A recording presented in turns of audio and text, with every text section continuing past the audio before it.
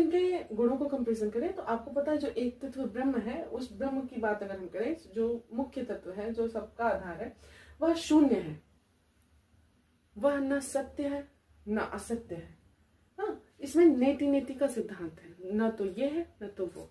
निषेधात्मक उसको माना जाता है, लेकिन यहाँ पे आप समझने का प्रयास करिएगा। न यहाँ पर क्या है, न सत्य है न सत्य है, निर्गुण है जिसका कोई गुण नहीं है, सर्वव्याप्त है, सबसे परे है, पूर्ण है।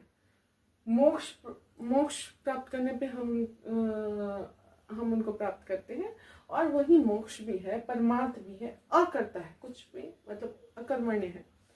कर्मण्य नहीं मतलब कहते हैं कि वो किसी चीज को कर नहीं रहा है। यहाँ पर आपको समझने का प्रयास करना है जिस ब्रह्म की बात करें। अनिर्वचनीय है, जिसके बारे में हम व्याख्या नहीं कर सकते।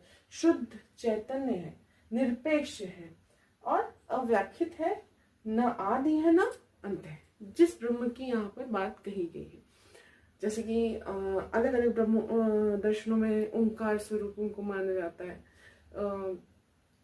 ज्योति स्वरूप माना जाता है, लिंग स्वरूप माना जाता है, जैसे कि सदाशिव हमारे। तो इस प्रकार से यहाँ पर जो ब्रह्म की अवधारणा है वही है।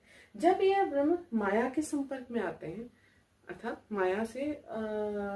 माया से उनका संयोग, माया उनकी शक्ति रूप में आती है, तब उनकी क्या प्रकृति होती है उसको हम समझने का प्रयास करेंगे।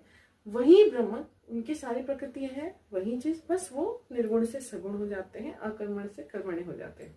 तो यहाँ वो अनंत है, सत चित आनंद है, सच्चिदानंद है, सगुण है, उनकी शक्ति योग माया है, और जिसके आपके 3 प्रकार के हैं, सत, असत और सतचर। इसके अलावा त्रिगुणमयी है, व्यवहारिक है, आराध्य हमारे है, फल व भोग प्रदाता है, कर्ता है, व्यवहारिक सत्ता है, निर्माता पालक संहारक है, सर्वज्ञ है, व्यक्तित्व पूर्ण है, सबके भीतर स्वतंत्र है, जगत का कारण है, परंतु स्वयं क्या है, अकारण, क्योंकि वो ब्रह्म ही है, बस वो माया के संपर्क में है। तो यहाँ पर कर्म नियामक है, फलदाता है, अधिष्ठाता है और भविष्य निर्धारक है, जो कि हमारे कर्मों के आधार पर करते हैं, या आप कह सकते हैं नियति निर्धारित है, जो हमारी नियति होती है। तो ये है ब्रह्म का स्वरूप, जो जिसपे जो एक तत्व वही ब्रह्म है। अब वह तत्व जब वह तत्व माया से संपूर्ण हो जाते हैं, तो वही हमारे ईश्वर हो जाते हैं।